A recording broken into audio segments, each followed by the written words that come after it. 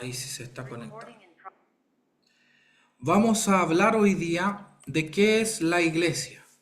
Y yo les llamo a ustedes a meditar. ¿Qué es la iglesia? ¿Cómo aparece en el mundo? ¿De dónde sale la iglesia? ¿No es cierto? ¿Por qué es necesaria la iglesia? ¿Quién lidera la iglesia? Hay muchas cosas que son importantes. Entonces les voy a pedir un favor a todos ustedes. Obviamente yo soy un hombre y soy limitado. Sería muy bueno que ustedes también entre medio fueran haciendo preguntas que yo pueda al final de la clase responder. ¿Correcto? Entonces, la iglesia de Jesucristo.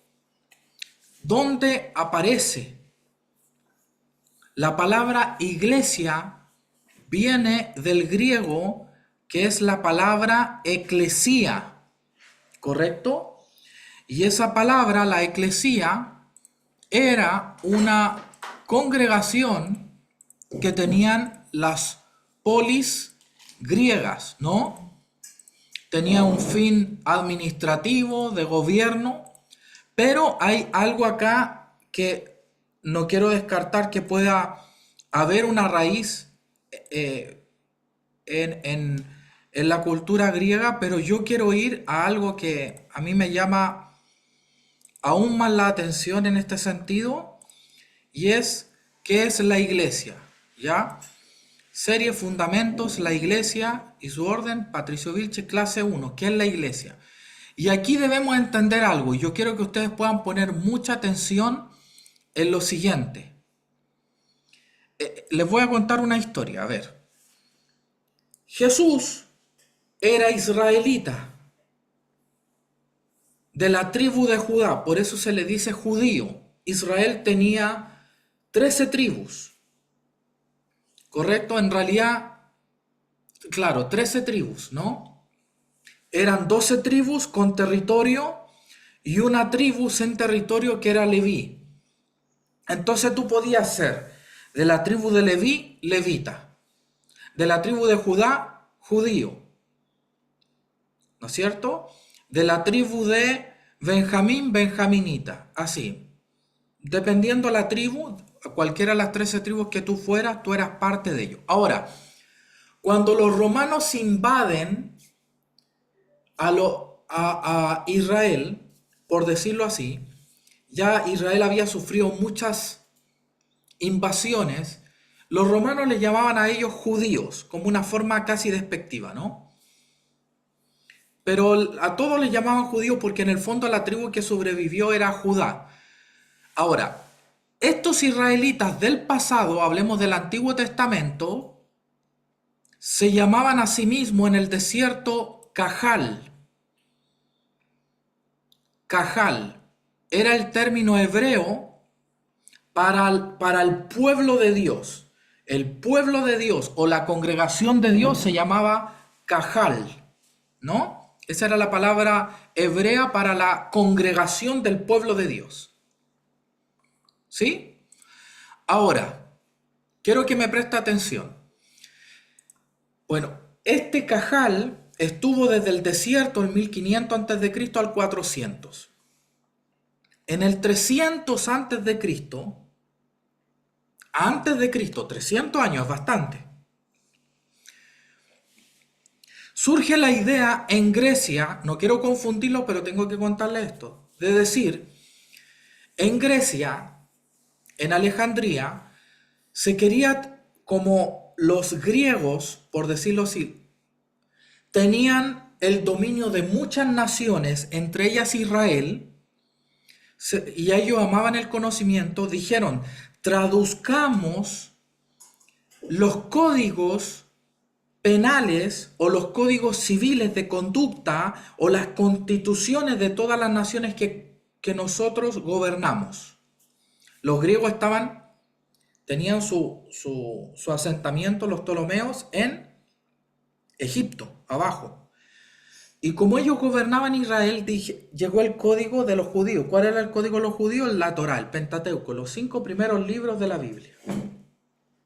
Génesis, Éxodo, Levítico, Número y Deuteronomio.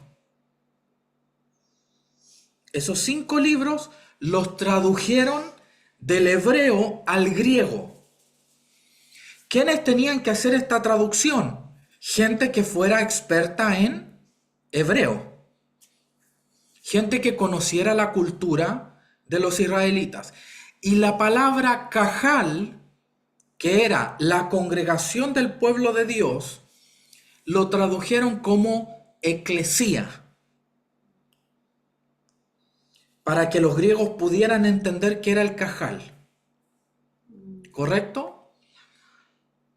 La cajal, dice acá mi esposa, o el cajal, bueno, no sabemos en realidad. O sabemos, pero yo no sé.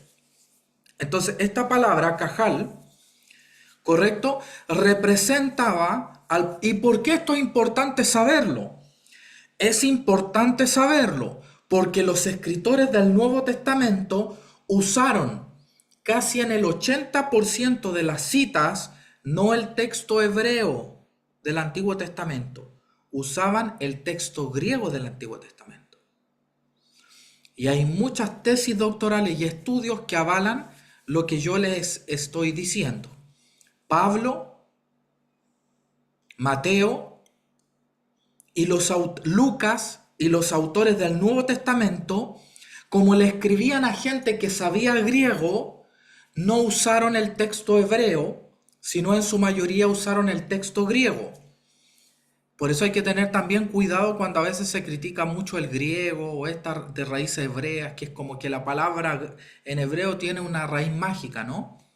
Hay que tener cuidado con eso, porque estudiando bien la Biblia, los autores bíblicos eran bien prácticos. Entonces, la palabra que se usaba para el pueblo de Dios era eclesía en el Antiguo Testamento. Entonces, cuando Jesús comienza acá tenemos un ejemplo, el cajal en el desierto, ¿no? O la cajal en el desierto. Moisés convocó a toda la cajal de los hijos de Israel y les dijo, estas son las cosas que Jehová ha mandado que sean hechas. Entonces esta congregación estuvo delante del monte de Dios para recibir la palabra de Dios, para recibir un mensaje divino. Y la palabra congregación es cajal, que cuando tradujeron Éxodo al griego, convocó a toda la eclesía de los hijos de Israel. Entonces, cuando un gentil o un judío de la época de Jesús leía el texto, la Septuaginta, que es el texto en griego, ellos leían esto, ¿correcto? Leían la eclesía. Entonces el término eclesía para ellos no era nuevo. Cuando Jesús dijo, voy a formar mi eclesía, sobre esta roca levantaré mi eclesía, un judío no era algo como, ¿y qué es la eclesía? Ellos lo entendían, porque ellos entendían que ante el monte Moisés estaba la eclesía recibiendo la palabra de Dios y que Jesús ahora iba a ser un nuevo Moisés que iba a formar su eclesía. ¿Correcto? Vamos bien, ¿no? ¿Cómo van? Vamos bien. Perfecto, perfecto. Si tienen dudas pueden ir. Entonces, ahora, esto nos genera una disyuntiva, porque tenemos al pueblo de Israel como el pueblo de Dios, pero de pronto Jesucristo levanta un nuevo pueblo, que es usted. Usted no es israelita.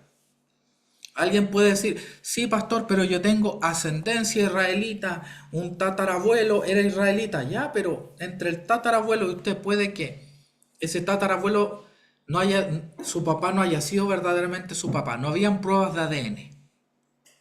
Y se cae todo su sistema. En 2000 años pueden pasar muchas cosas. Si a veces hay engaños de padre en 2 generaciones, a nosotros nos ha pasado en confesión de pecados, gente que dice, mi hijo no es de mi esposo, es de otro hombre. Y él no sabe, pero ya tiene 30 años, 20. Si eso pasa, imagínese cuánto pasa eso en 2000, en 4000 o en 3000 años. Más de lo que creemos, ¿no? Entonces la pregunta que viene es, Dios tiene dos cajal, dos eclesías, la eclesía llamada Israel y la eclesía llamada la iglesia cristiana. Esa es una buena pregunta. Y aunque ustedes me digan con firmeza, no, Dios tiene solo una eclesía, la pregunta es, ¿y por qué mucha gente vive con una expectativa tan alta sobre el Israel político que está actualmente en Medio Oriente?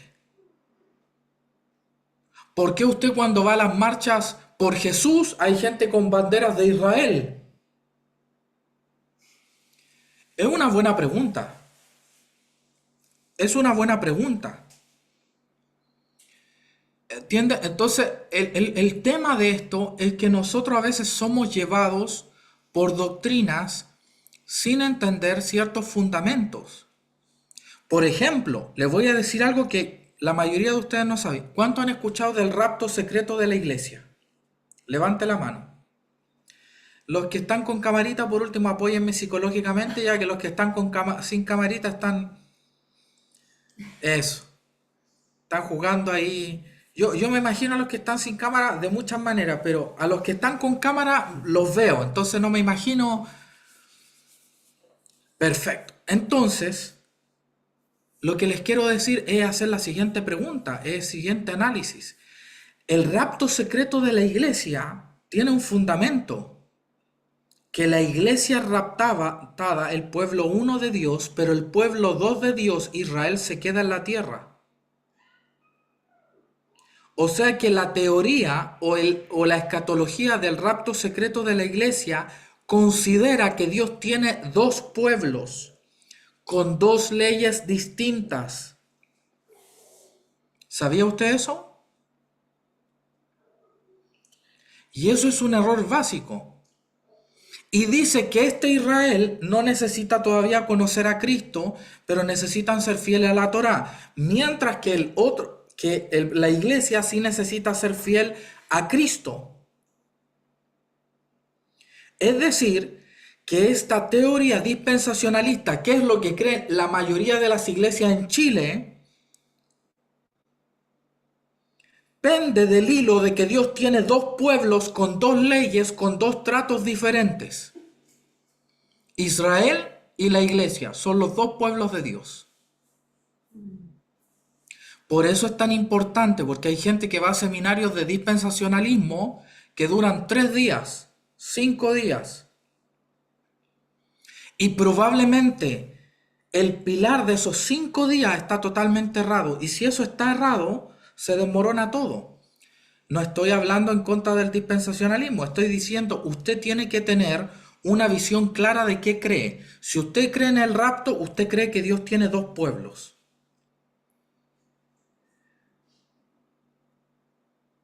El rapto secreto. Si usted cree en el rapto público, cree que Dios tiene un pueblo.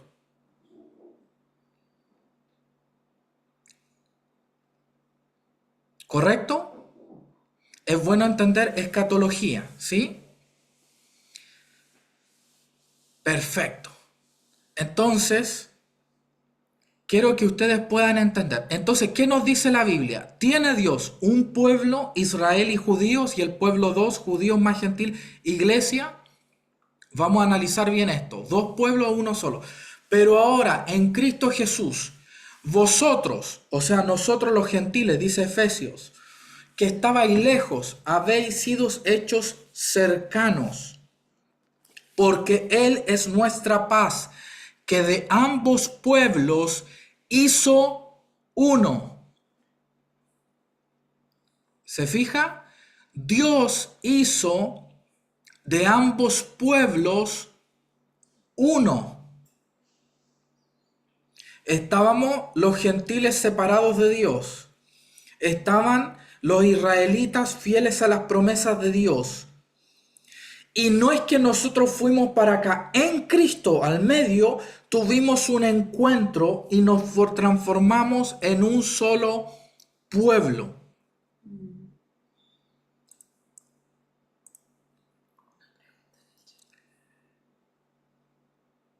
Explíquenlo del rapto secreto y rapto público. Lo que pasa es que el rapto secreto dice que en cualquier minuto la iglesia es tomada, ¿no es cierto? Y la gente desaparece. ¡Tuc! Y acá abajo queda el anticristo con la gran tribulación. Y ese momento es un secreto, de repente ocurre. ¿No es cierto? Y después de eso pasan 7 años y viene la segunda venida del Señor. La otra explicación es solamente la segunda venida del Señor, que es pública y todo ojo le verá. Y esa segunda venida que es pública, la iglesia es tomada, y hay distintas formas, depende si eres premilenialista o postmilenialista o amilenialista, pero eso es otro tema. ¿Sí? ¿Cómo es tomada la iglesia? Entonces, quienes creen en el rapto secreto creen en una segunda venida pública. Yo creo solo en la segunda venida pública. No creo en una venida secreta y en una pública, ¿no? Como lo cree la mayoría, pero lo están dejando de creer porque ahora, por ejemplo, lo que predica mucho Mariano Ceneval o Toma tu lugar, ellos predican la venida pública, no predican el rapto secreto, ¿no? Y mucha gente está creyendo eso. El tema es que la gente a veces cree cosas y no conoce las otras opciones. Es bueno siempre conocer las otras opciones, ¿no es cierto? Ya. Entonces, Dios no tiene dos pueblos. Ahora, dice, derribando la pared intermedia de separación, aboliendo en su carne la enemistad, la ley de los mandamientos expresados en ordenanzas, para crear en sí mismo de los dos un solo y nuevo hombre, haciendo la paz, y mediante la cruz reconciliar con Dios a ambos en un cuerpo, matando las enemistades. ¿Por qué habla de una enemistad israelita y el resto de las naciones? ¿Por qué habla de una enemistad? Porque el israelita era el pueblo que Dios había seleccionado para gobernar a las otras naciones de la tierra, porque eran naciones idólatras. Y una señal de que Dios era más grande que los ídolos de las naciones era que el pueblo de Dios iba a estar sobre las otras naciones idólatras. Y eso generaba una enemistad, una distancia, porque los gentiles eran idólatras y adoraban otros dioses. Los judíos, por su parte, los israelitas, adoraban al Dios verdadero. Y si este era el Dios verdadero, el judío iba a estar sobre todas las naciones. Hay unos versículos del Antiguo Testamento, dice que vendrán de todas las naciones, de 10 naciones, y tomarán el manto de un judío y le dirán, queremos ir contigo porque Dios está contigo. Era una promesa del Antiguo Testamento. O sea, el israelita por servir a Dios iba a estar por sobre el resto de las naciones. Eso era. Pero en la cruz de Cristo, todos, israelitas y judíos, la enemistad se acaba y la guerra entre seres humanos se acaba y podemos tener un encuentro en Cristo. Entonces la guerra ahora no es israelita y naciones. La guerra es la humanidad nueva de Cristo contra los espíritus de los ídolos. Quiero dejar esto claro. Y esos son los principados y potestades. Voy a explicar esto de nuevo porque es fundamental. Vamos a hacer algo. Aquí están todas las naciones con sus dioses paganos. Y aquí está el Dios verdadero con su pueblo Israel. Y estas naciones intentan destruir a Israel. Israel las vencerá. Esa era la escatología judía, lo que ellos creían que venía al futuro. Pero hubo un factor sorpresa que lo cambió todo. La muerte y la resurrección de Cristo libera a la humanidad de sus ídolos. Libera a las naciones de sus ídolos. Por lo tanto, todas esas naciones tienen la oportunidad de ir a Cristo y tener un encuentro y ser un nuevo hombre. Y ahora la guerra no es contra hombres, no es contra naciones, la guerra es contra esos ídolos que las dominaban. Es lo que la Biblia llama principado y potestades. Por eso dice, vuestra lucha no es contra carne y sangre, sino contra principados y potestades. ¿Qué generó ese cambio de guerra?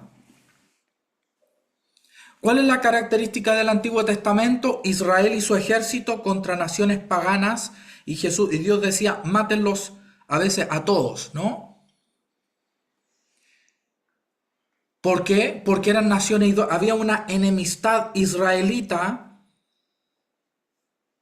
gentil, y era una enemistad que Dios comenzó, no es algo que a los judíos se les ocurrió. A veces se habla como que los judíos eran racistas. No, Dios comenzó esa batalla y dijo, voy a poner un pueblo santo y las naciones paganas se van a sujetar a ese pueblo santo, que se llama Israel. Ahora, Jesucristo, viendo a esa humanidad bajo sus ídolos y diciendo, estamos en una guerra y estos tipos por estar en la idolatría se van a volver enemigos de mi reino. ¿Qué hago? Nos pudo haber aplastado. ¿Y qué hizo Jesucristo? Nos llamó para ser parte de su Israel. Y ha liberado a la humanidad de querer caer en este juicio. Y solamente ahora la guerra que tenemos no es contra naciones paganas. La guerra es contra los ídolos que las dominaban. Eso es lo que llaman principados y potestades. Por lo tanto, Jesús vino a salvar a la humanidad. ¿Cómo la salva? Haciéndola parte de su cajal, de su congregación, de su eclesía. Los llama a tener un encuentro y son llamados israelitas y gentiles a tener un encuentro en este cajal de Cristo, en la iglesia de Dios. ¿Correcto? Se fija que hay un cambio entonces entre el Antiguo Testamento y el Nuevo, y es claro, y es que la cruz de Cristo ha liberado a los paganos de sus ídolos, le ha dado la oportunidad de ir a Cristo y de no ser parte de ese juicio. Entonces, toda la escatología israelita estaba errada. ¿Qué es la escatología? Los israelitas creían que ellos eran el pueblo que iba a gobernar todas las naciones, pero por su desobediencia y por su rebelión, ellos fueron dominados por reinos extranjeros y estaban bajo la opresión y la esclavitud. Entonces, cuando viene Jesús, ellos estaban bajo la esclavitud de los romanos. Aunque estaban habitando la tierra, ellos se consideraban en un exilio.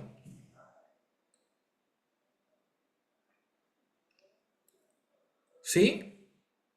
Entonces la escatología israelita decía, va a venir el día del Señor. Por eso los 12 profetas menores hablan tanto del día del Señor. El día del Señor era un momento escatológico en el que Dios iba a librar a Israel y lo iba a hacer pasar de esclavitud a ser la cabeza de las naciones nuevamente. Y esa era la escatología de ellos, eso era su apocalipsis, ¿no? Pero en la cruz de Cristo eso cambió. Y Jesucristo hace una jugada maestra, liberando a estas naciones que oprimían a Israel de sus ídolos, para decir, vengan a tener un encuentro conmigo en esta eclesía. Entonces, la iglesia es más de lo que usted se imagina. Tiene que ver con la liberación de la humanidad, la congregación de los que han sido liberados de los poderes de los ídolos de este mundo, de los principados y potestades. Entonces, este cajal de Dios es una convocatoria donde los ídolos de este mundo no tienen poder, y por eso la iglesia puede hacer milagros, la iglesia puede resucitar muertos, porque los ídolos de las naciones no tienen lugar en ella. Ah, ¿se fija? No es ir a la iglesia los domingos. Por eso es que a veces muchos de ustedes se incomodan porque insistimos en oración, en ayuno, en la disciplina de la palabra, en buscar a Dios. Y ustedes dicen, pero en otros lugares, no, porque entendemos que la cajal de Dios es la que tiene que ver con la restauración de la humanidad. Es el arma que Dios va a usar para restaurar a toda la humanidad. Entonces, ¿somos dos pueblos o somos uno? ¿Hay un Israel y nosotros somos el nuevo Israel? ¿O en realidad Israel toma un nuevo significado en Cristo? Y eso es lo que creemos. La Biblia nunca habla de que la iglesia es un nuevo Israel. Somos el Israel de Dios. ¿Y cuál es la promesa para el Israel de Dios? Le voy a decir la promesa. Que lo que Dios hizo en Jesús, resucitándolo de los muertos, lo va a hacer con toda la creación. Toda la creación está muerta. Por eso dice Romano, la creación gime y aún con dolores de parto por la manifestación de los hijos de Dios. Dice la creación. ¿A qué se refiere la creación? ¿Qué fue creado? Ángeles, tronos, dominios, animales, la flora, la fauna, los planetas, el universo, la humanidad, la tierra. Toda esa creación tiene un dolor, por eso hay sufrimiento, por eso hay dolor, por eso hay enfermedad y la gente sufre, por eso hay asesinatos, porque hay un gemir en la creación buscando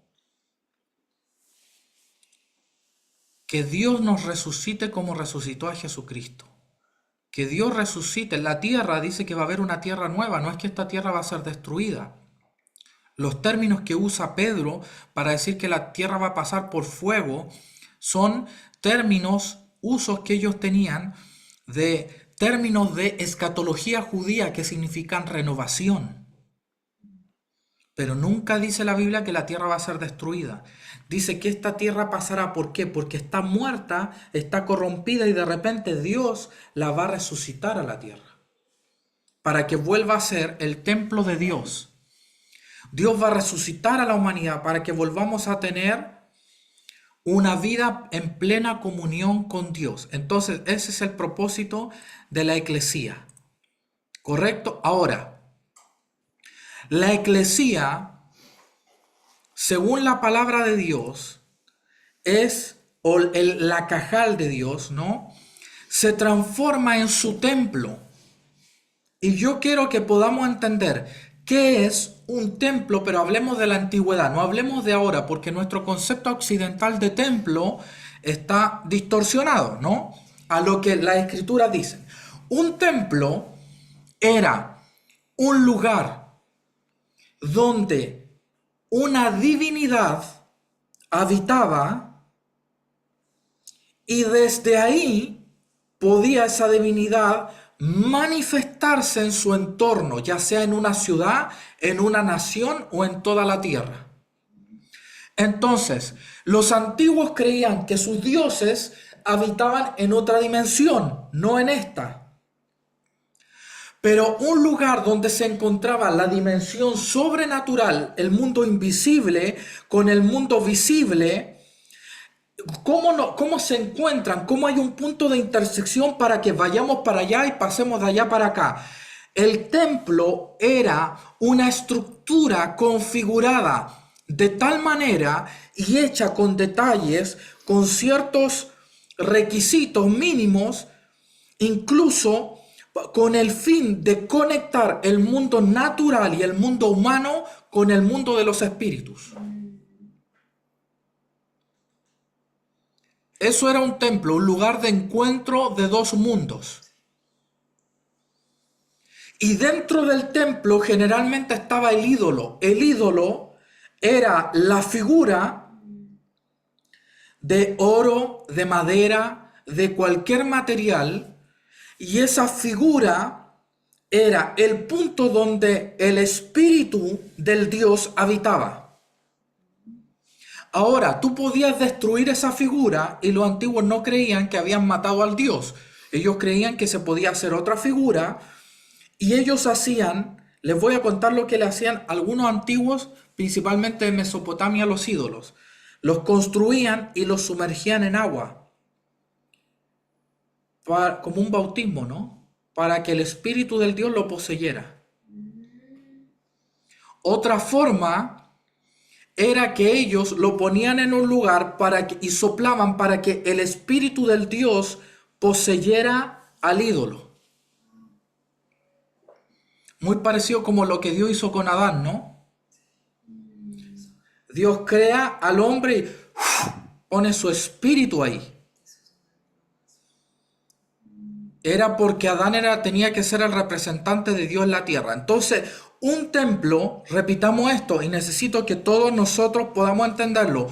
Un templo era una configuración arquitectónica hecha de manera precisa, cuyo fin era conectar a una divinidad con este mundo natural,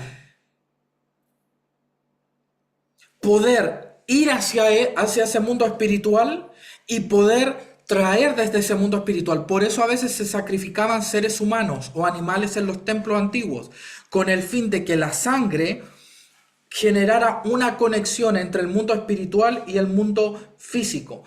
Eso es un templo. Entonces, para un antiguo, el templo no era lo que para nosotros es un lugar físico donde nos reunimos a cantar. No, no, no. Para los antiguos, un templo era un lugar físico configurado de tal manera y hecho de tal manera con ciertas especificaciones técnicas con el fin de que esa divinidad habitara el templo y desde ese templo gobernara la ciudad completa, la nación o el mundo entero.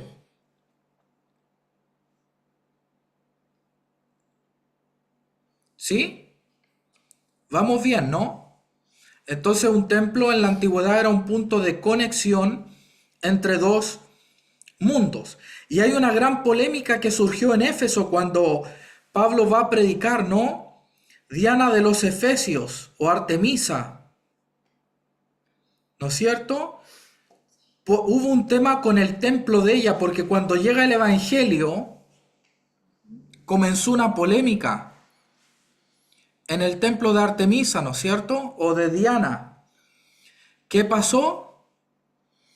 Habían polémicas porque la gente se había apartado de ir al templo a conectar con ese Dios. Mire lo que dice acá. Dice, esta es la preocupación de los que hacían ídolos. Decían, varones, Hechos 19:25, varones, que de este oficio obtenemos nuestra riqueza. Pero veis y oís que a este Pablo, no solamente en Éfeso, en toda Asia, era una región, ha apartado a mucha gente con persuasión, diciendo que no son dioses los que se hacen con las manos. Y no solamente hay peligro de que nuestro negocio se venga a desacreditar, sino también que el templo de la gran diosa Diana sea estimado en nada y comienza a ser destruida la grandeza de aquella a quien adora toda Asia y el mundo entero. ¿Cuál era el problema que decía él? Que si la gente no va al templo a adorar a Diana, Diana va a perder su poder sobre el mundo entero. ¿Por qué? Porque a través del templo, si el templo estaba siendo visitado, si el templo estaba recibiendo sacrificio constante, si el templo estaba, la conexión de este espíritu, Diana, podía venir sobre la tierra y expandir su autoridad sobre el Asia, que era una región actual Turquía, no el continente asiático actual, y a través de eso podía gobernar el mundo entero. El gran peligro era que la gente dejara de ir a ese templo a realizar sacrificios, a dejar ofrendas. Entonces, ¿qué iba a pasar? Diana ya no se iba a poder comunicar desde el más allá a este mundo.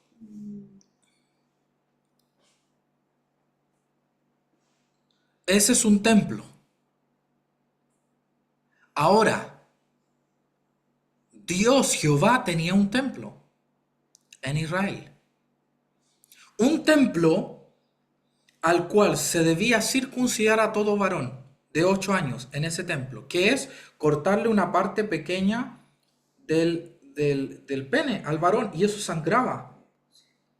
Ese derramamiento de sangre en el templo, esa circuncisión, generaba algo en el mundo espiritual. Santificaba al varón. Ese varón ya no era un ser humano normal, era un santo de Jehová, era un representante de Jehová donde él fuera. Y constantemente, al menos 3 veces al año, se debía ir al templo a dejar ofrendas. ¿Cuál era el objetivo? Que a través del templo Dios gobernara toda la tierra. Esa era la mentalidad. Pero Dios, cuando el templo caía, a los judíos se les caía el mundo. Nuestro Dios ya no va a conectar con nosotros. Por eso, le voy a contar algo. Escuche esto porque esto es loco. Cuando había templo, los ángeles podían subir y bajar en Israel. Cuando no había templo, los ángeles tenían que luchar con principados y potestades para bajar a dar mensajes.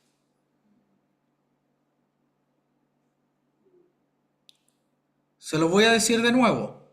Cuando había templo, los mensajeros de Dios podían venir a la tierra y se aparecían en Israel a cada rato.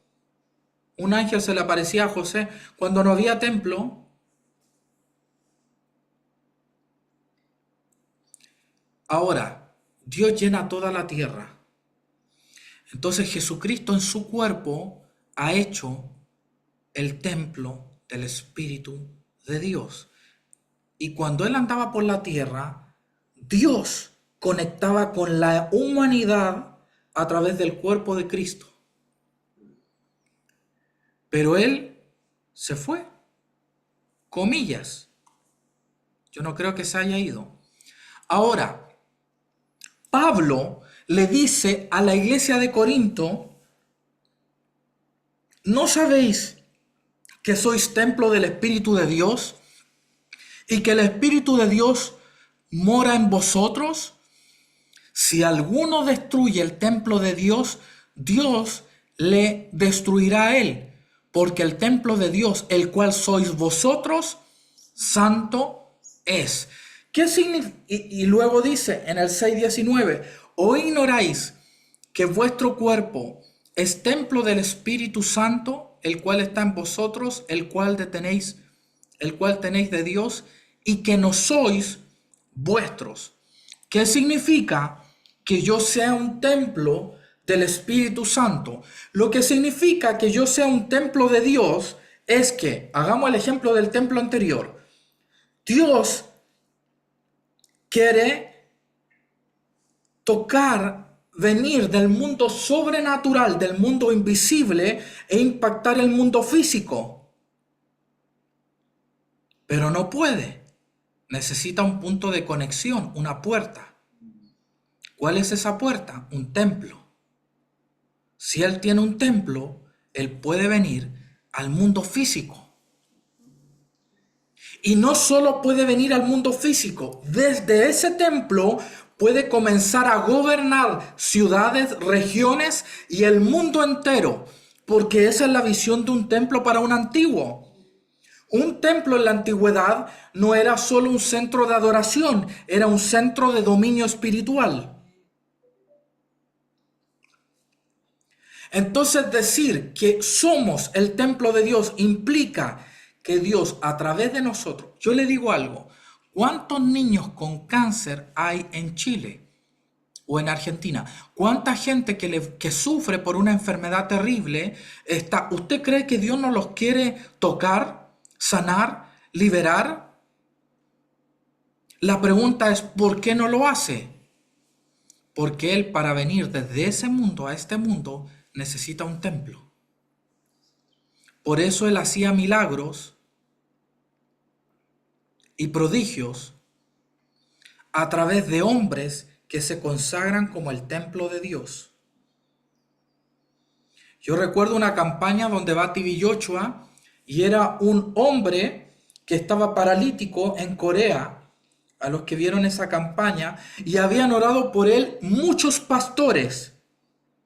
Todos estos pastores, me imagino, eran hombres consagrados, algunos no tanto, pero deben haber habido hombres de milagros consagrados, y nadie lo, hasta que vino T.B. Joshua.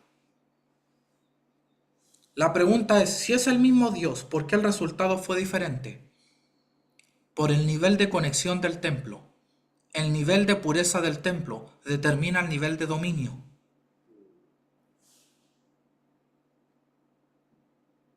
No es lo mismo que ore un hermano por liberación a que ore yo. No es lo mismo que ore yo a que ore Carlos Anacondia. Él está a otro nivel, mucho más que yo. ¿Por qué? Porque su templo está funcionando mejor. Por lo tanto, el nivel de dominio puede ser mayor.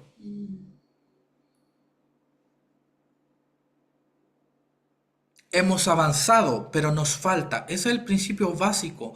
Y a eso es lo que llamamos hambre por Dios. Eso es lo que tanto hemos reclamado, eso es lo que tanto ministramos. Hambre por Dios. ¿Qué es hambre por Dios? Es que usted puede seguir siendo un templo disfuncional.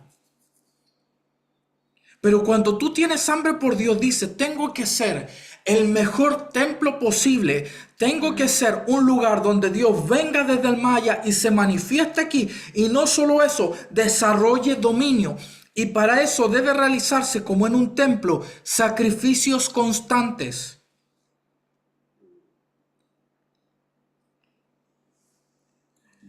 Ser templo de Dios, dice es algo natural o intrínseco a nosotros o es algo que debemos alcanzar.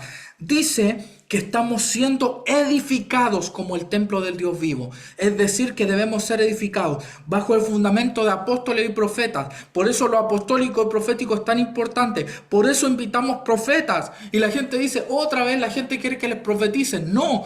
Yo no invito a los profetas solo para que profeticen.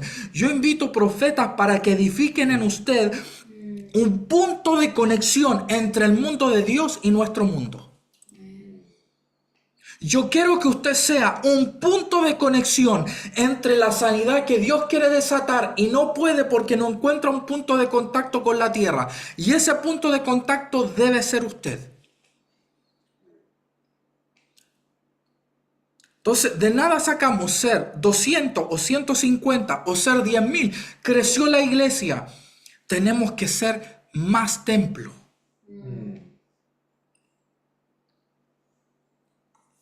Ahora, la diapositiva dice, ¿somos un templo colectivo o particular?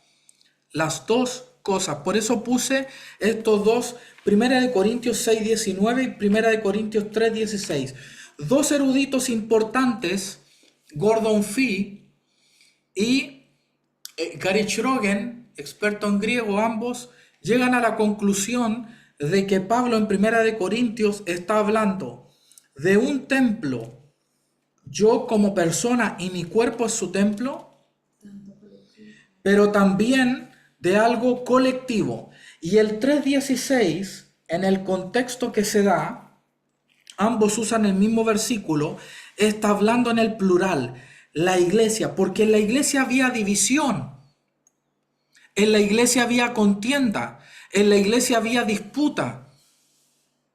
Y yo soy un templo de Dios, pero también nosotros somos un templo de Dios. Y si nosotros, usted y yo, nos coordinamos en santidad, nos coordinamos en búsqueda de Dios, nos coordinamos en oración, en ayuno, en hambre por Dios, podemos ser un punto de contacto entre el cielo y la tierra. Que Dios venga y derrame sanidad, salvación. Ahora, ¿qué destruye ese templo colectivo? Lo que destruye el templo colectivo son las divisiones. Por eso usted debe tener, usted debe tener mucho cuidado con generar división en el cuerpo de Cristo, más que en cualquier cosa. Usted puede dividir en su empresa, puede dividir en su colegio, en su trabajo, incluso en su familia, y eso está mal. Pero si usted divide en el cuerpo de Cristo, usted quebra el orden de Dios y dice, el que destruye el cuerpo de Dios, Dios, no dice el diablo, Dios le destruirá a él. Porque se está oponiendo al plan eterno de Dios en la tierra. Mire, a mí hay pastores que me han estafado. A usted probablemente también. A mí hay pastores que han murmurado de mí. Probablemente de usted también. Quizá hay iglesias que han hablado mal de usted. Pero si ese es el templo de Dios, yo no voy a destruir eso. Dios se encarga de destruir a quien tenga que destruir, procesar. Aunque la palabra de Dios ahí es arruinar. Dice, Dios le arruinará a él. ¿Correcto? No se usa el término de destrucción tiene que ver con Apolo, ¿no? Sino se usa un término de arruinar. Por eso hay gente que se ha ido de iglesias enojado y ha hablado de todo el mundo, o gente que está en YouTube destruyendo al cuerpo de Cristo. No entra ahí. Dios se encarga de eso. Si en una iglesia le hicieron daño, Dios se encargará, porque Dios está juzgando a su iglesia.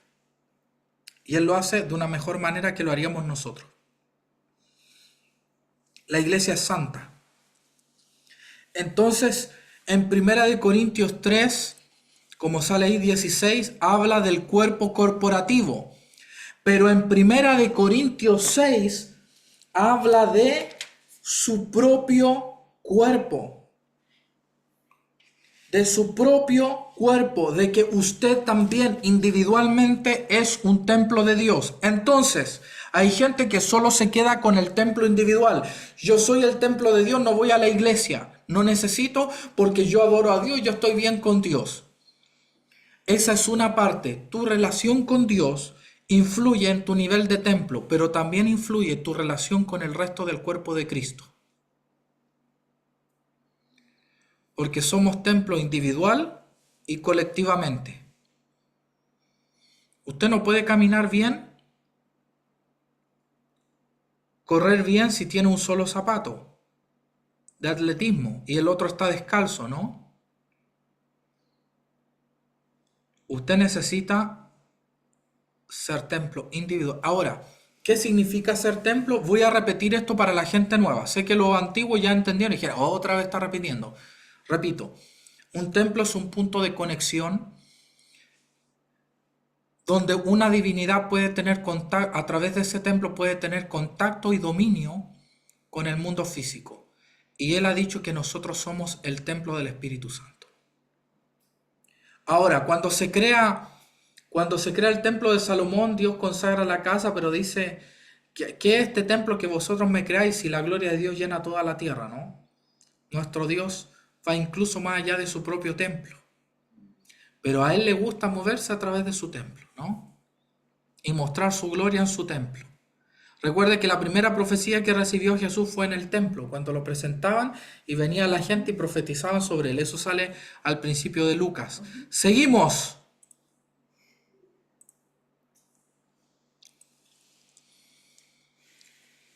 Entonces, las promesas de Israel del Antiguo Testamento son para nosotros. Hay promesas que se le dice, vosotros seréis la cabeza de las naciones. Israel nunca lo fue. Porque esa promesa fue dada para Israel. Y la iglesia ahora en Cristo es el Israel de Dios. Entonces, diga, todas las promesas que eran para Israel son las promesas para mí. Cuando lea el Antiguo Testamento y vea promesas para Israel, son promesas para usted. A menos que usted crea y sea dispensacional, en lo cual usted cree que Dios tiene dos pueblos y las promesas de Israel son para Israel y las promesas de la iglesia son para la iglesia.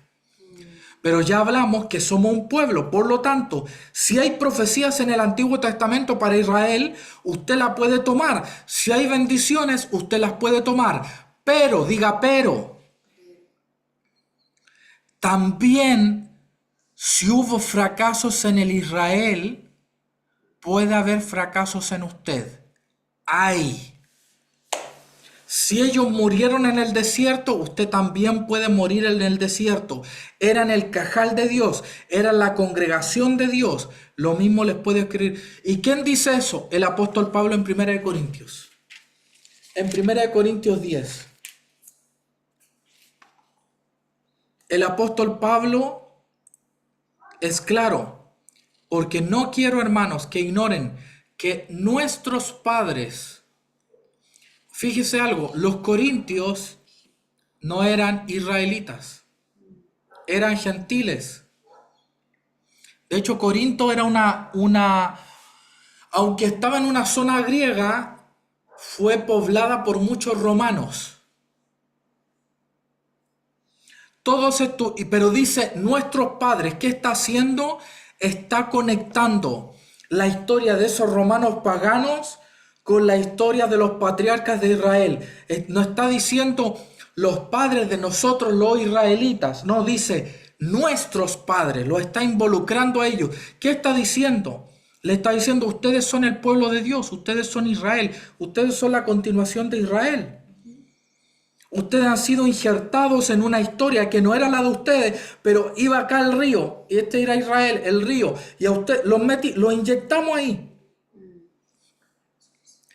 Entonces les da una advertencia, así como ellos, dice, estuvieron bajo la nube, pasaron el mar, en Moisés fueron bautizados en la nube del mar, comieron alimento espiritual, bebieron bebida espiritual, porque bebían de la roca espiritual que los seguía, y la roca era Cristo. O sea, había un alimento que fluía desde una roca que era Cristo. ¿Y qué está haciendo? Está conectando la historia de Israel con la historia de estos romanos que conocieron a Cristo, haciendo de ellos un solo pueblo. Son un pueblo. O sea, nuestro padre Abraham. ¿Cómo digo nuestro padre Abraham?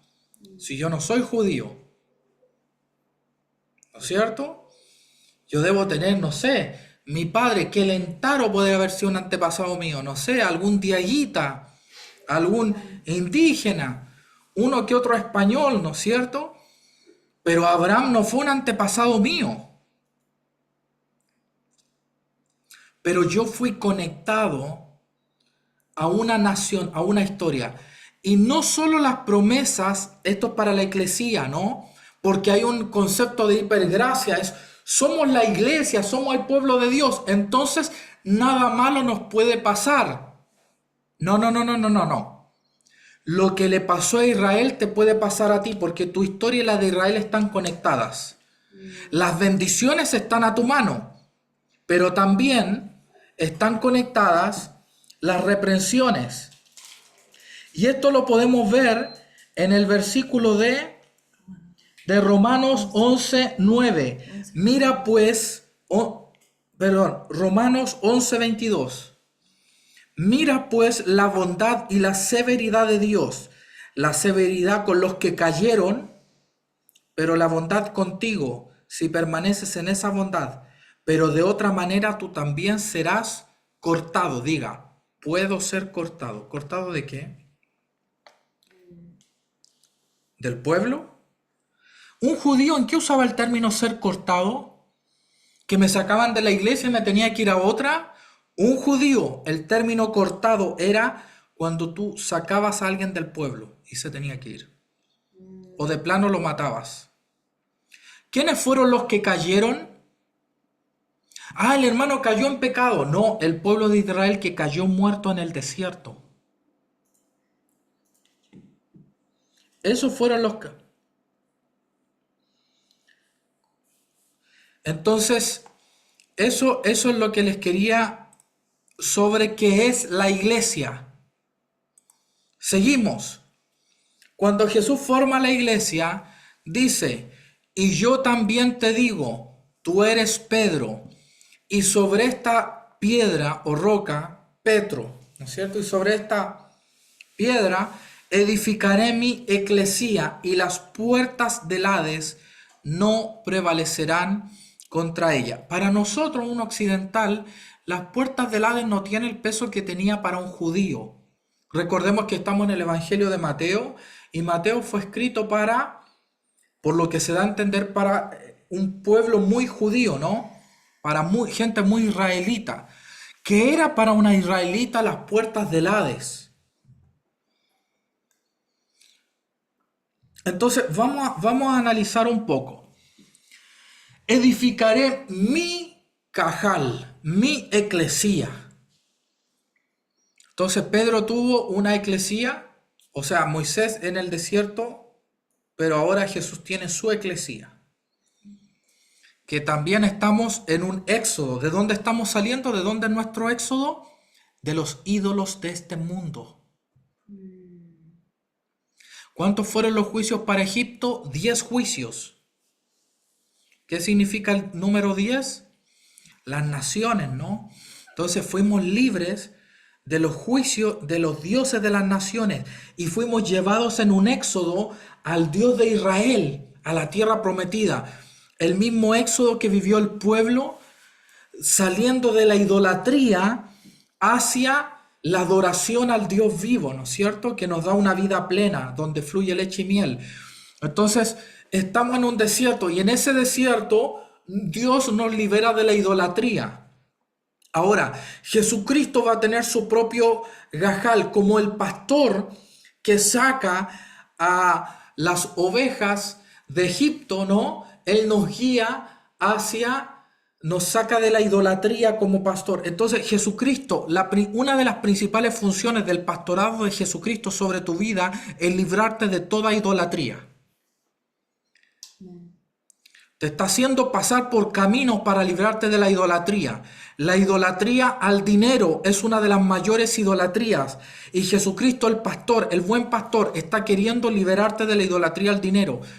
La idolatría del placer o la comodidad. La idolatría de la inmoralidad sexual. La idolatría del ego. La idolatría de el hacer las cosas a tu manera.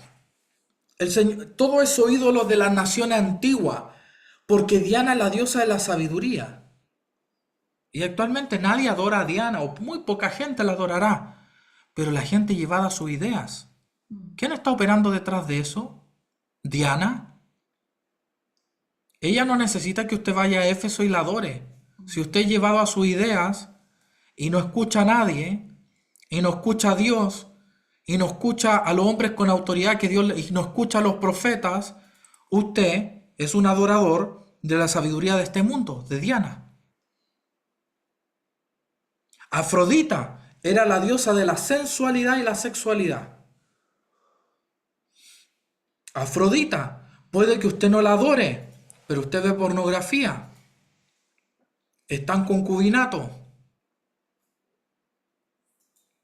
Puede que usted le guste vestirse de cierta manera a la iglesia, pero cuando va a otros lugares con amigos se viste seductor para sentirse valorada y sentirse amada y sentirse admirada.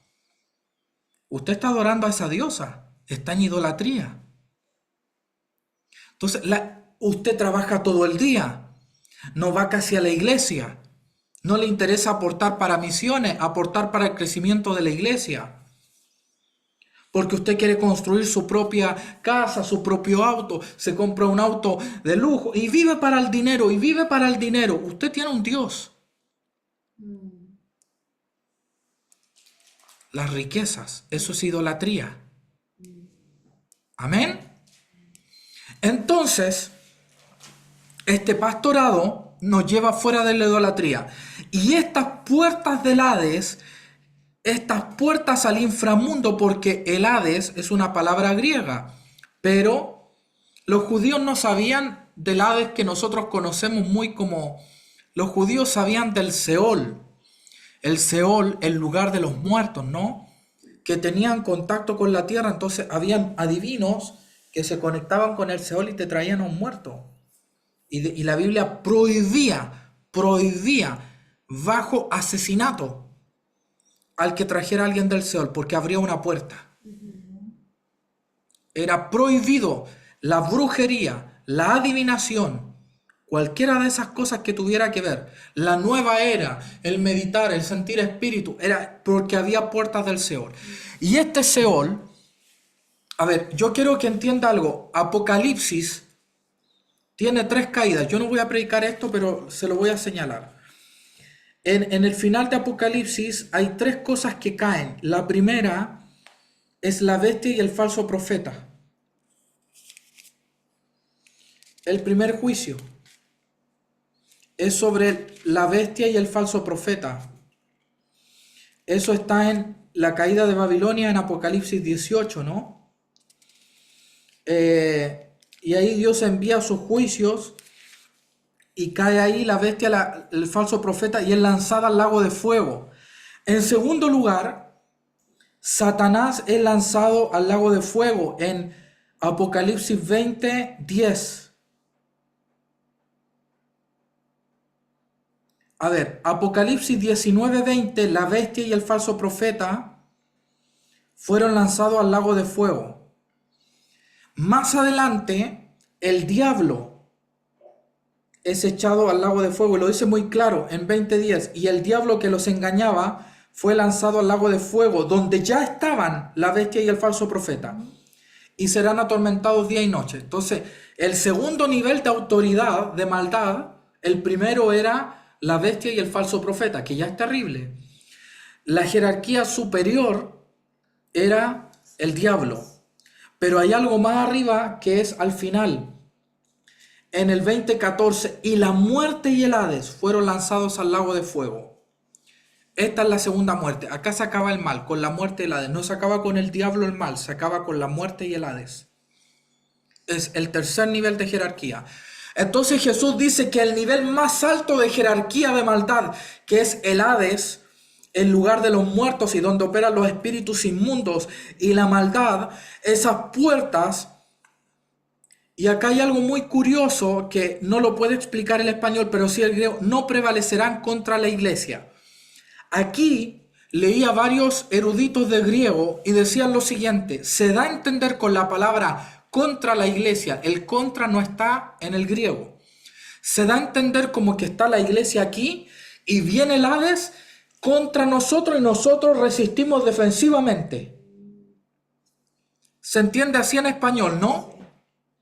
Como que las puertas del Hades están contra nosotros y no van a poder contra nosotros. Nos van a atacar, pero en griego no está la palabra contra. Y no hay manera de explicar en español que en realidad las puertas del Hades están en actitud defensiva y la iglesia está en actitud ofensiva. Es decir, que estamos nosotros para prevalecer contra las puertas del Hades. Vamos a ir a tomar lo que estas puertas han generado en regiones, territorios, personas. Y la iglesia ahora va a ir contra estas puertas del Hades. Y nosotros vamos a prevalecer. El tema es: ¿cuál va a ser tu participación en esa guerra? Yo les confieso algo, viendo películas de guerra. Si yo estuviera en la guerra, yo probablemente en algún tiroteo me hubiera hecho el muerto. Agarro sangre a un compañero, me lo tiro acá, me tiro debajo del cadáver de uno y me quedo ahí en el barro. Por si acaso. Porque habían tiroteos que eran imposibles, ¿o no? O me quedo en la trinchera mientras mis compañeros van allá. Ese puede ser usted en la guerra con Dios. Están los pastores ayunando otra vez. Están otra vez con guerra y gloria. Otra escuela de libertad. Ya me tienen harto con tanta cosa. Otra vez oración. Otra vez ayunar. Otra vez que hay que buscar a Dios.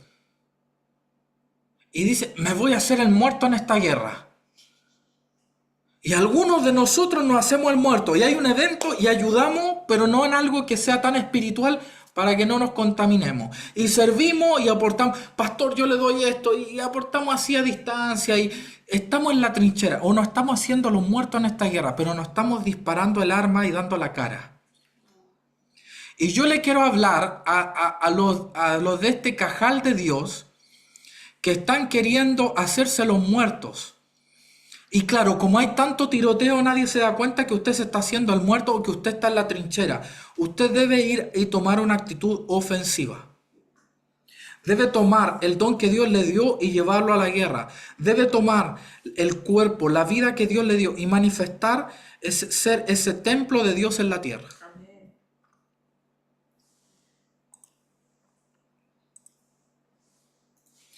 La iglesia es también, a su vez, la comunidad escatológica. ¿Qué es ser parte de la comunidad escatológica? Porque, pastor, no es solo hacer una guerra, no, porque Israel hizo guerra, David hizo guerra. Pero usted está en una guerra escatológica. ¿Qué significa ser parte de esta guerra escatológica? Significa que Adán y Eva pecaron y la muerte tomó a la humanidad. No solo Adán y Eva pecaron los que construyeron Babel para levantarse en el cielo y rebelarse contra Dios. La humanidad pecó y eso trajo a la humanidad a la muerte, a la destrucción. Y Dios comenzó un plan de restauración de la humanidad y profetizó que ese tiempo de restauración vendría en el futuro. Y le dijo a Joel, va a llegar el momento en que voy a hablar con la humanidad, voy a hablar con los hijos de Israel. Porque dice, mire la profecía de Joel, mire lo que dice la profecía de Joel. Después de esto derramaré mi espíritu, después de la guerra escatológica, sobre toda carne y profetizarán. ¿Quiénes? Vuestros hijos y vuestras hijas. Habla al pueblo de Israel. Vuestros ancianos soñarán sueños, vuestros jóvenes, no dice los gentiles. Dice Israel. Esta era una profecía para israelitas. ¿Quién es a toda carne? Los hijos y las hijas del pueblo. Y dice muy claro, no dice, y yo derramaré mi espíritu sobre los hijos y las hijas de toda la humanidad, no, sobre vuestros hijos, sobre los del pueblo del pacto, Israel. Como nosotros fuimos injertados en Israel, profetizamos. Yo le voy a decir algo. ¿Quién fue el primer profeta de la Biblia?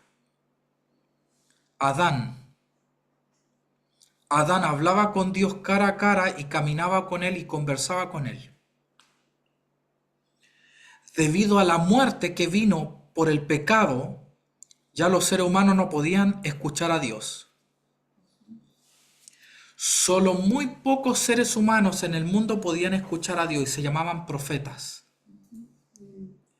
¿Qué significaba en esta humanidad escatológica que todos profetizaran a futuro? Significaba que el pueblo de Dios iba a volver a poder caminar como Adán caminó con Dios y escuchar la voz de Dios.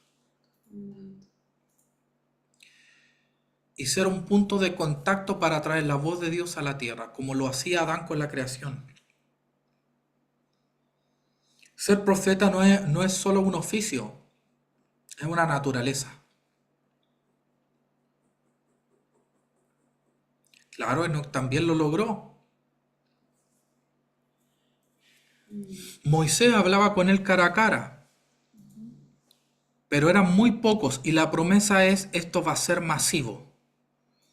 Por eso hacemos escuelas proféticas una y otra vez. ¿Por qué? Porque estamos siendo parte de la restauración de esta relación de Dios con el ser humano, donde hay una comunicación profunda. Estamos siendo el pueblo escatológico de Dios. ¿Qué significa el pueblo escatológico de Dios? Que este proyecto humanidad que había caído por la resurrección de Cristo se ha dado inicio a un proceso de resurrección, no solo de Cristo, sino de la creación comienza a ser resucitada. Los oídos comienzan a ser resucitados, los ojos comienzan a ser resucitados. La comunión con Dios, el corazón comienza a ser resucitada, la tierra comienza a ser resucitada, los ángeles comienzan a tener una transformación, todo va a comenzar a ser transformado porque estamos en la era escatológica que ha sido dada inicio con la resurrección, con la muerte y la resurrección de nuestro Señor Jesucristo.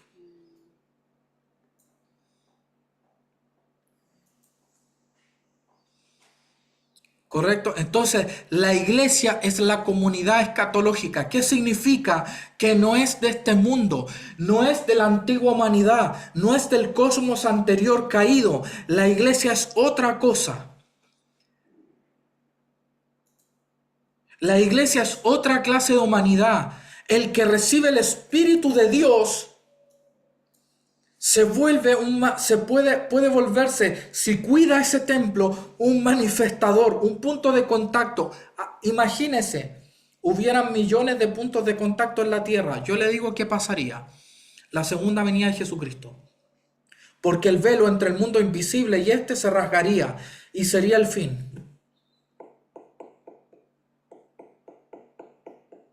Eso pasaría. La gloria comenzaría a llenar la creación, los animales extintos comenzarían a resucitar, los planetas que están en caos comenzarían a ser poblados y todo el universo se llenaría de la gloria de Dios.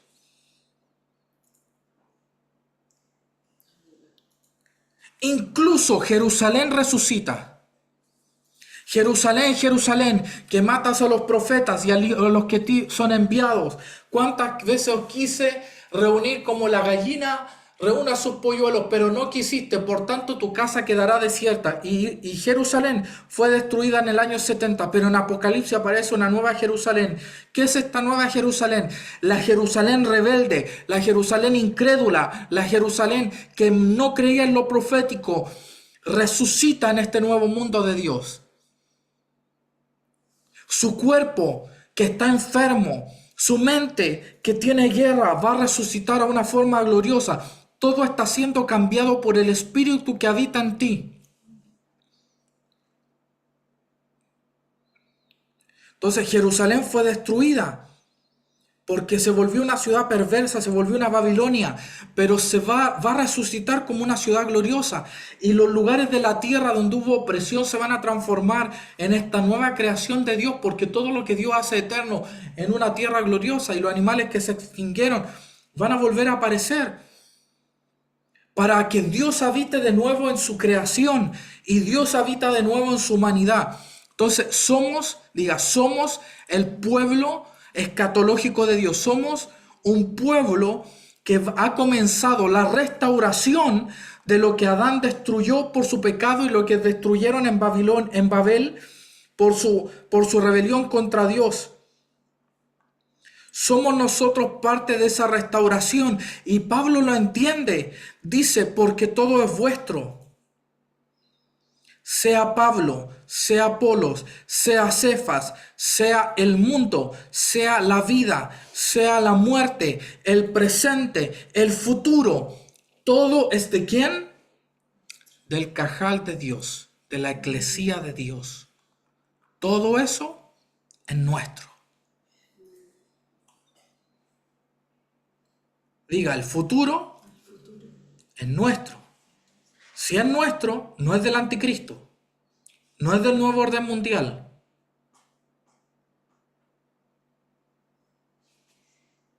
Si es nuestro, no es del diablo.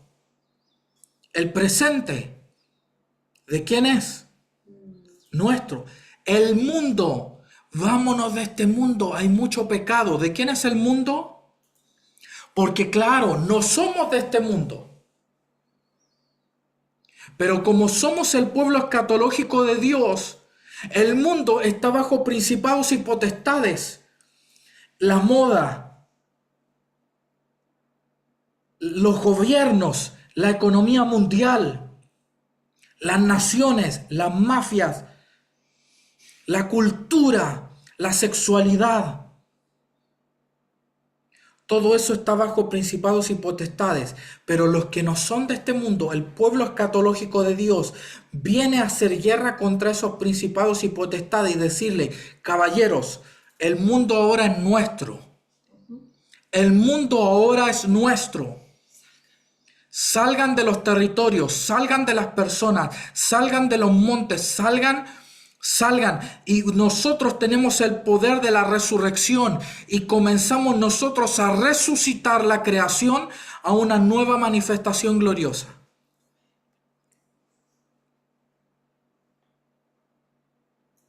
¿Y cómo lo hago, pastor? conviértete en un templo. Que Dios pueda encontrar un punto de contacto en este mundo a través de ti. Amén. Diga, esto es la iglesia. La iglesia no es menos de esto. ¿Qué más es de la iglesia? Mire lo que dice ahí. La vida, diga, la muerte. El Señor le dice algo a los apóstoles. Perdonaré todo lo que ustedes perdonen. Y yo no perdonaré lo que ustedes no perdonen. Le voy a decir algo de eso. Si nosotros perdonamos el conformismo, eso va a seguir ahí. Dios no se va a mover para sacarlo. Si nosotros perdonamos lo que está haciendo TikTok en la mente de los adolescentes y nosotros decimos, no, mira, dejo eso pasar, lo paso por alto. Dios va a decir, ustedes lo pasaron por alto, ustedes se van a hacer responsables de eso. Señor, ¿qué vas a hacer con las mafias? Y el Señor dice, ¿qué van a hacer ustedes? Díganme. Vamos a ser indiferentes, Señor. Vamos a estar preocupados de nuestra vida, de nuestro dinero, de nuestros nietos, de nuestros hijos, de nuestra casa. Estoy construyendo la casa. Estoy ampliando la casa. Estoy comprando otra casa para mi hijo. Estoy comprando un auto. Quiero un auto mejor. Estoy en eso, Señor. Voy a perdonar a este mundo que haga. Dios dice, muy bien, si ustedes no lo hacen, yo no lo hago. Pero si usted dice, Señor, yo voy a la guerra y yo no voy a tolerar que la enfermedad destruya la vida de personas y yo no voy a perdonar a ese principado de potestad de enfermedad. Dios dice, yo tampoco lo haré. Amén. Si tú no lo perdonas, yo no lo perdono. La esclavitud estuvo milenios en la humanidad hasta que gente en Inglaterra dijo, no vamos a perdonar la esclavitud, tenemos que acabar con la esclavitud. Oraban, ayunaban, eran hombres de Dios. ¿Qué hicieron? Cambiaron el mundo. La esclavitud fue reprobada a todo el mundo. ¿Por qué? Porque no toleraron algo. Lo que la iglesia tolera, lo permite. Y que lo que la iglesia permita puede destruir generaciones. Es por eso que debemos buscar primeramente el reino de Dios y su justicia. Debemos estar enfocados en qué vamos a perdonar y qué no, qué vamos a dejar pasar y qué no. Debemos estar más preocupados de la guerra que de nuestra comodidad. Debemos estar preocupados de la guerra que de nuestro futuro. Debemos estar y decir, no vamos a tolerar el abuso sexual de niños, no lo voy a perdonar. Y cuando tú comienzas a caminar en eso y dices, yo no voy a perdonar a ese espíritu, lo voy a juzgar. Hay gente que lo perdona, ¿qué me meto en eso? Yo me preocupo de mis hijos, de mí. Todo es vuestro, el mundo, el presente, el futuro, la vida, la muerte. ¿Sabe por qué en la iglesia la gente no resucita muertos? Porque somos indiferentes a eso.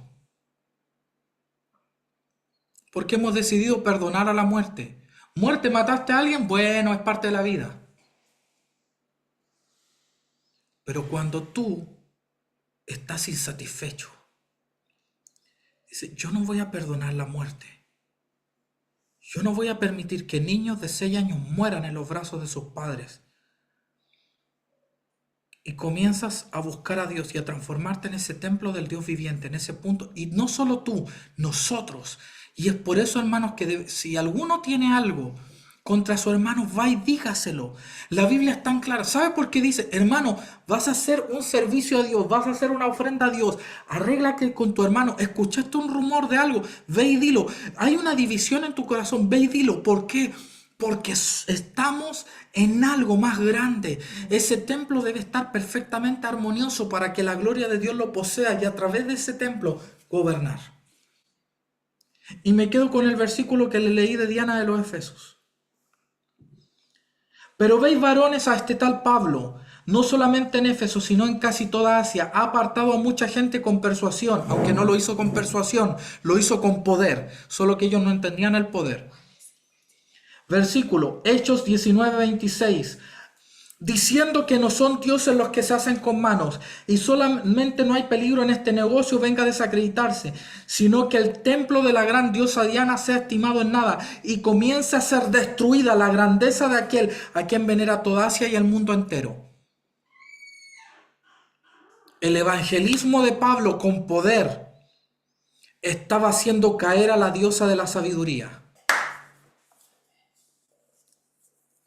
La sabiduría de este mundo estaba siendo avergonzado por el evangelismo de poder de Pablo, a tal punto que ese templo iba a volverse inútil en expandir dominio territorial. El diablo quiere hacerte inútil para que no expandas dominio territorial. El diablo quiere hacer a la iglesia inútil para que no tenga dominio territorial. ¿Cómo los hace inútiles? Con divisiones, con falta de oración, con falta de ayuno, con falta de búsqueda. Y si hay algo contra tu hermano, soluciónalo, porque estamos en algo más grande que tu ego. Estamos en algo más grande. Si tu hermano te ofendió, perdónalo, porque estamos en algo más grande que tu ego. Estamos siendo el templo del Dios viviente a través del cual Él gobierna y manifiesta su majestad en la tierra. Pero si nosotros no somos ese templo y destruimos ese templo, Dios no puede manifestarse en plenitud en la tierra. Dios, ¿por qué no haces algo? Porque es la iglesia la que debe hacerlo. Amén. Bueno, queridos hermanos, ¿quiénes somos? En Cristo no hay judío ni griego, ni esclavo ni libre, no hay varón ni mujer, porque todos somos uno en Cristo Jesús. Y si somos de Cristo, somos linaje de Abraham y herederos de las promesas. Efesios 3:6. Los gentiles son coherederos y miembros del cuerpo, copartícipes de las promesas de Cristo Jesús por medio del Evangelio. Somos real sacerdocio, nación santa, pueblo adquirido por Dios. Vosotros que en otro tiempo no erais pueblo, ahora sois pueblo de Dios. Amén. Amén. Entonces, esta es la primera clase de qué es la iglesia. Amén. Yo quiero que sea una oportunidad para que ustedes me hagan sus preguntas en el chat rápidamente. Y si no hay preguntas, oramos y cerramos, pero sería muy bueno. Hagan todas las preguntas que quieran, creo. Incluso si usted entendió algo, pero cree que el resto no lo entendió, pregunte de eso. A veces es bueno preguntar lo que usted cree que otros no entendieron, ¿me entiende? Eso. Patricio Campos, si no es muy fuera de lugar, ¿podría explicar Romanos capítulo 11? Vamos a ver muy rápido eso. A ver, Romanos 11. Romanos 11, 12 al 26 dice. Este versículo es muy importante. Este versículo habla de la salvación de los gentiles, ¿no? Dice, digo pues, han tropezado los de Israel para que cayesen en ninguna manera, pero por su transgresión vino la salvación a los judíos para provocarles a celos. En realidad el plan de Dios fue siempre salvar a todas las naciones. Lo que Pablo da a entender acá es una figura como, creo yo, esto es lo que creo yo, literaria, porque el plan de Dios fue siempre salvar a todas las naciones. Entonces, lo que hace Pablo en Romanos, Patricio, es que en la iglesia de Roma habían muchos judíos y muchos gentiles y tenían tema entre ellos. Esto es bueno antes de leerlo porque para leerlo igual nos llevaría. El contexto de Romanos es que había muchos judíos, muchos gentiles y tenían problemas entre ellos. ¿Qué hace Pablo en Romanos? Agarra a los judíos, los alaba. Luego les da duro. Agarra a los gentiles y les dice, y ustedes judíos que critican a los gentiles, hay gentiles que sin ley hacen lo correcto. Y después va y agarra a los gentiles y les da. Entonces Pablo entra al ring a repartir a todo el mundo. A judíos y a gentiles. Desparrama hacia todos. Y cuando ya los tiene casi noqueados, los toma y les dice, ustedes ahora se van a comportar como un pueblo y no van a pelear entre ustedes. En el fondo es como un papá que tiene dos hijos que pelean, le castiga a uno, castiga al otro, después le hace que se tomen la manito, que se abracen y se den un besito. Eso en simples palabras es Romanos. ¿Correcto? Entonces dice, si su transgresión es la riqueza del mundo y su defección la riqueza de los gentiles, más cuál será su restauración. Ahora, para leer esto, Patricio, es bueno leer el 11.1 que dice, ¿ha desechado Dios a su pueblo? En ninguna manera, porque también yo soy israelita, dice él, no ha desechado a su pueblo. Pero lo que hace y lo que explica Pablo en Romanos 11 es que él se ha reservado como se reservó en Israel 7.000 que no habían doblado su rodillo a Baal, que no todo Israel iba a ser salvo, sino el remanente. Entonces es bueno tener claro que Pablo entiende que no todo Israel va a ser salvo, y lo dice más abajo. Dice, me he reservado, 11.4, me he reservado 7.000 que no han doblado su rodilla ante Baal. Así que aún en este tiempo ha quedado un remanente escogido por gracia. ¿Qué significa esto? Que no todos los israelitas iban a ser salvos, iban a ser parte de este mundo de Dios. Entonces el remanente de Israel, junto con los gentiles que se añadieran a la fe de Cristo, iban a ser un nuevo pueblo de Dios. Y lo que yo creo que Pablo hace en el 11:12, dice, oye, mira, si una israelita, por haber dejado de creer en Dios, generó esto de salvación para los gentiles, imagínate cuando sean restaurados. Pero eso no implica que Pablo anule lo de antes, que no todo Israel va a ser restaurado. Eso lo deja claro Pablo antes, que es un remanente. No por ser israelita soy salvo, ¿no? ¿Cree que el remanente es lo único que el Señor espera restaurar? Es que el remanente no tiene nombre. El remanente es un grupo. Y si tú te restauras, te metes a ese grupo. Si no, no. Es como que yo le diga a un grupo de niños de la iglesia, niños, el que va conmigo al negocio, yo le compro un helado. Y fueron 5. Y tú dices, al resto no le compraste, no lo escogiste. No, no, no, no. Yo les di a ellos la elección de seguirme y no quisieron ir. Pero si son 5, son 10 o si son todos, yo pago. La salvación es así. Jesús murió por todos. Ahora, la realidad es que solo un remanente lo sigue a salvación. Pero no por ser israelita, todos los israelitas van a creer, que es parte de lo que cree el dispensacionalismo, que algún día todo Israel va a creer y va a ser restaurado. Creo que Pablo antes lo explica que no es así. ¿Sí? Eso, Patricio. Lo demás está un poquito largo. En el fondo le dice a los gentiles, no te jactes.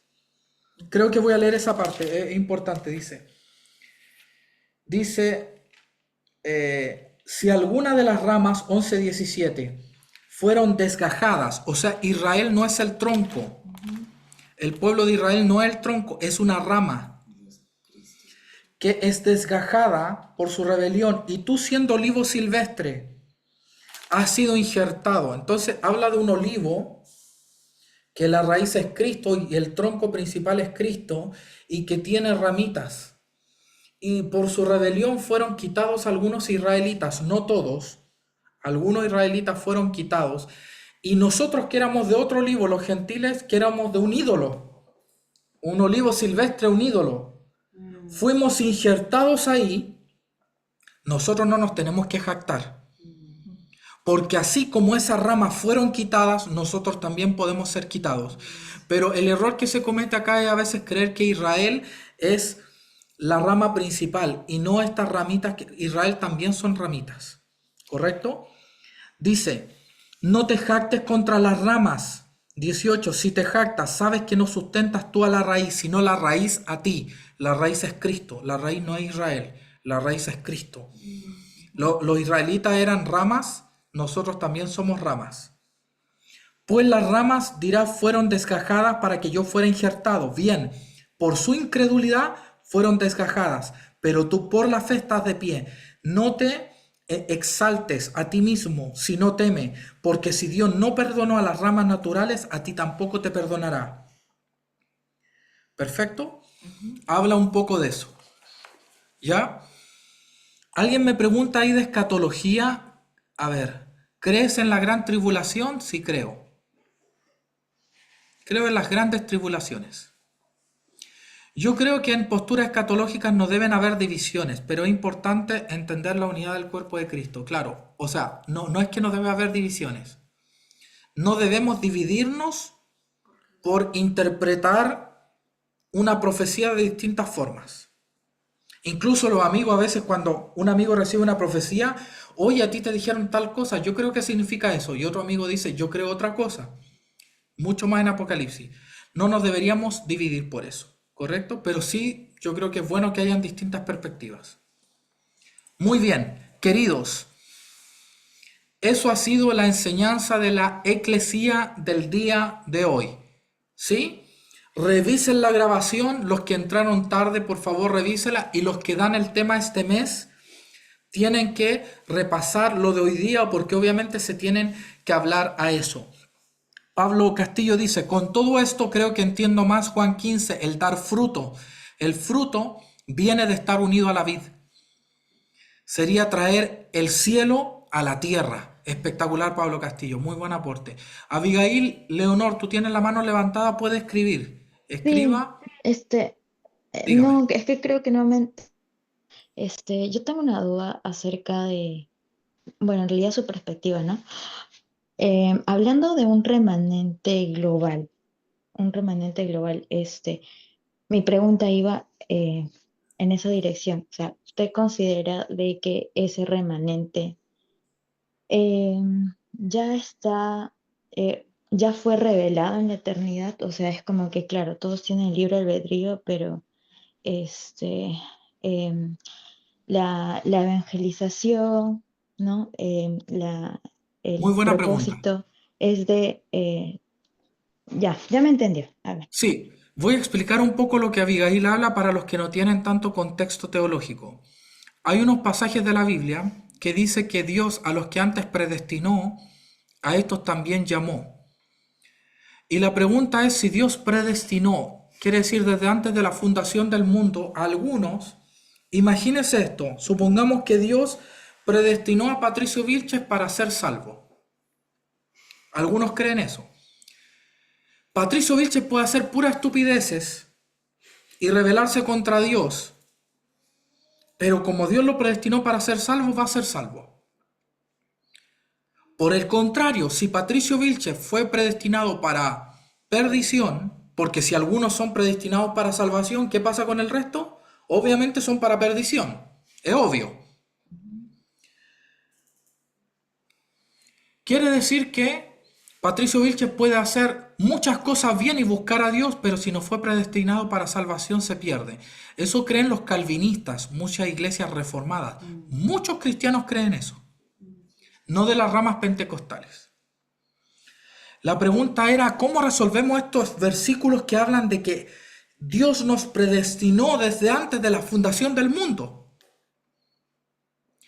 Entonces, luego, Jacobo Arminio sacó unas ideas que sus discípulos propagaron, arminianismo, diciendo, como Dios conoce el futuro y sabe quién se va a arrepentir de corazón, Dios, en la eternidad antes de crear las cosas, predestinó a estos que sabiendo que en el futuro se van a arrepentir, los predestinó para salvación. ¿No es cierto? ¿Cuál es el problema de esto? El problema de esto que muchos han usado esto es, si Dios predestinó a unos para salvación y a otros no, ¿para qué vamos a evangelizar? Si el que tiene que ser salvo va a ser salvo de alguna manera. ¿Cómo se ha solucionado eso teológicamente ahora? Y creo yo que con lecturas que hemos hecho, Pablo, no sé si tú estás de acuerdo también, eh, ¿estás de acuerdo o no? Con eso de que Dios no predestinó a gente con nombre y apellido. Dios predestinó a un pueblo para salvación. Y si yo entro a ese pueblo, soy salvo. Y si yo soy cortado de ese pueblo, entonces en el fondo, y es verdad, porque cuando habla de predestinación no habla de gente con nombre y apellido. Habla en un plural refiriéndose a un cuerpo. Entonces sí, hay un remanente que Dios predestinó. Doy un ejemplo. Hay 20 niños en la iglesia. Yo me gané una platita, tengo una platita ahí. Y digo, muchachos, le voy a comprar helado al que me acompañe. Yo les regalo helado a ustedes. ¿Cuál sería el remanente? El que me siga. Y los que no vengan, yo no les puedo traer los helados. Entonces, yo predestiné darle helados. Fueron 5 de 20, pero yo no tenía los nombres y apellidos de quiénes iban a ir. Ellos con su libre albedrío decidieron seguirme o no. Ahora, yo predestiné dar helados a todos. Y eso habla, ¿por qué? Porque dice que la Biblia que Él murió por el rescate de muchos. Y son pocos los que son salvos. La puerta es estrecha. ¿Cómo pasamos de muchos a pocos? Lo otro, que Él se entregó en sacrificio por todos los pecadores. No dice por algunos pecadores con nombre y apellido. Entonces, si creemos que Jesús predestinó a solo algunos para salvación, estamos diciendo que Él no murió por todo el mundo, sino por algunos. Eso es lo que creo, Abigail. Entonces, el remanente serían el grupo que está dispuesto a seguirle. Más preguntas. Más preguntas. Muy bien. Próxima semana pueden hacer sus preguntas mientras nos van a dar una hermosa enseñanza sobre jerarquía, autoridad y sujeción según la palabra del Señor. Y luego el rol de los liderazgos y la congregación, apóstoles, profetas. Viene muy emocionante esto. A mí me emociona, quizá a usted ni le emociona, pero yo digo emocionante porque estoy hablando yo al fin y al cabo, ¿no? Un abrazo, los quiero mucho. Bendiciones a todos, nos vemos pronto. Esta grabación es